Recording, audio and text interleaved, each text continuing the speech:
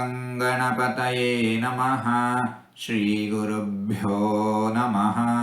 ಹರಿ ಓಂ. ನಮಸ್ಕಾರ. ಓಂ ಸರ್ವಕಾರ್ಯವಿಧಾಯಿನೇ ನಮಃ. ತೇನ ವಿನಾ ತೃಣಮಪಿ ನ ಚಲತಿ ಎಂಬ ಮಾತಿದೆ. ಭಗವಂತನ ಇಚ್ಛೆ, ಪ್ರೇರಣೆ, ಸಂಕಲ್ಪ ಇಲ್ಲದಿದ್ದರೆ ಒಂದು ಹುಲ್ಲುಕಡ್ಡಿಯೂ ಸಹ ಅಲುಗಾಡುವುದಿಲ್ಲ. ಎಲ್ಲರನ್ನೂ ಎಲ್ಲವನ್ನೂ ನಿಯಮಿಸುವವನು, ಎಲ್ಲರಿಂದ ಕೆಲಸವನ್ನು ಮಾಡಿಸುವವನು ಭಗವಂತ. ಎಲ್ಲರನ್ನೂ ರಕ್ಷಿಸುವವನು ಭಗವಂತ. ಅನಂತವಾದ ಪ್ರಕಾಶವುಳ್ಳವನು ಭಗವಂತ.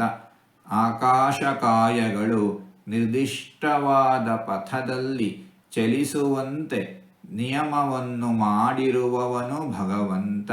ಸರ್ವನಿಯಾಮಕನು ಭಗವಂತ.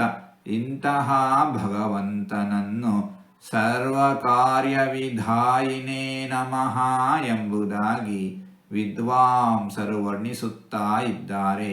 ಹೀಗೆ 4 ತೊದಲು ಮಾತುಗಳನ್ನು ಆಡಿದ್ದೇನೆ.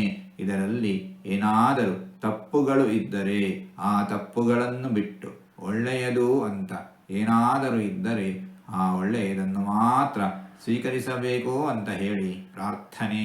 ಈ ನುಡಿಗಳನ್ನೆಲ್ಲ ಆಡಿಸಿದ ಭಗವಂತನಿಗೇ ಸರ್ವವೂ ಸಮರ್ಪಿತ.